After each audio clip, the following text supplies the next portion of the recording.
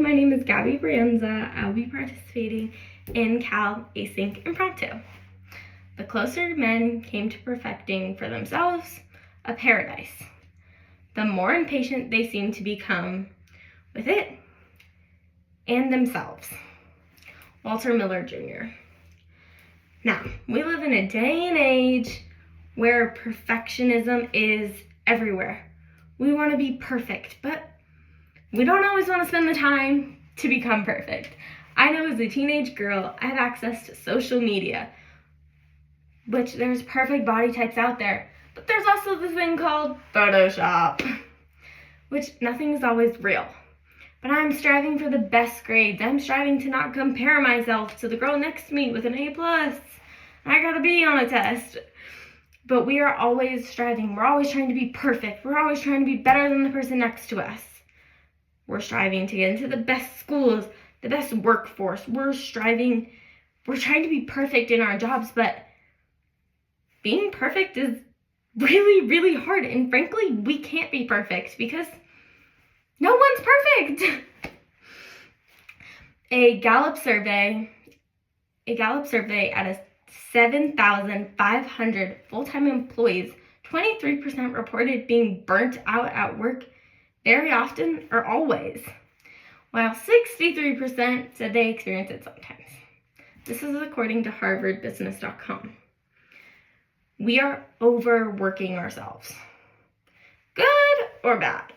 I think you can work as hard as you want, but you have to be able to set a boundary. As we've just seen, 23% of us are getting burnt out almost always. We have to learn how to manage that. Because if we're going to get constantly burnt out, our work is truly going to suffer. I know being in high school, I get burnt out and sometimes don't want to do my homework. That leads to my homework suffering or me suffering getting set up for a test. Now, when we get into the workforce, if our stuff really starts to suffer, this means if we're going to be a doctor, our work is going to suffer, and it can't.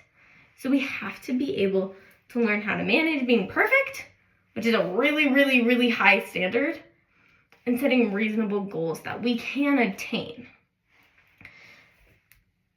Now, perfectionism can cause stress, worry, anxiety, all because of fear of failure. Multiple studies found connections between perfectionism and depression, anxiety disorder, and obsessive compulsive disorder. This is according to harvard.edu.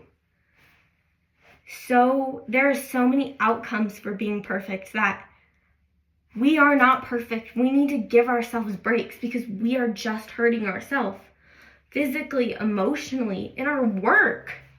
We are not perfect. Now I know we're all striving to be that, but we're becoming impatient. We're going to hurt ourselves. Eating disorders, anxiety. These are big deals. Now, if we just are constantly worried about being perfect and it becomes more important, it becomes our life, it consumes us. What does that mean? What does that mean for us? It means we're struggling and we're really going to struggle and we're going to climb down into this deep hole of not knowing how to get out and really, really, really being stuck. And that's scary because then you're trapped. But there is a way out. It's perfectionism. It's not there. We're okay. We don't need to be perfect. Now, I know some of my friends in high school, we're all getting stressed. We all want to do well on our finals and all of that. But we have to cut ourselves some slack. Because if we never cut ourselves slack, we're leaning back into anxiety, depression, eating disorders, all because we're striving for something that ultimately we cannot become. We can't be perfect. If we were perfect, man, I don't know. Now my third point. The 70 rule. What's the 70 rule? I gotcha. Now, how about 70% of the time, and the other 30%, you chalk up all the lessons you've learned and think of them as learning points instead of mistakes. because being someone with perfectionism, mistakes are really, really scary. We don't like making mistakes because those are bad. But in reality, they're really good. It's good to make mistakes because we can learn. Now with practice, this can lead to the possibility of letting go. And that means we have more of a reasonable effort to creating that. And this is the 70 rule. Now this is going to create more doors to be opened, more of an effort. This is going to lead us out. This is our little step of getting out of the anxiety, the stress, the wanting to give up at work, the struggling at work. This is going to be our guide out. Now we have that big 70% of the time.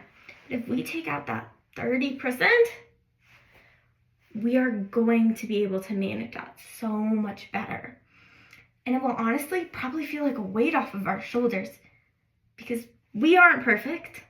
No one's perfect. Now, as much as our moms and dads and teachers and parents and siblings want to say, it's okay, you're not perfect. Sometimes it really needs to come with it. The 70-30 rule is just what we need. Now we've seen getting burnt out 23% and 63%. If we overwork ourselves, we're going to get burnt out. And that's going to lead to the struggling. But we have a way out. We don't need to spiral. We don't have to be perfect. No one's perfect. So cut yourself some slack. Be nice to yourself. If you ever feel like you're struggling, remember the 70-30 rule. Because perfectionism is not always you. Thank you.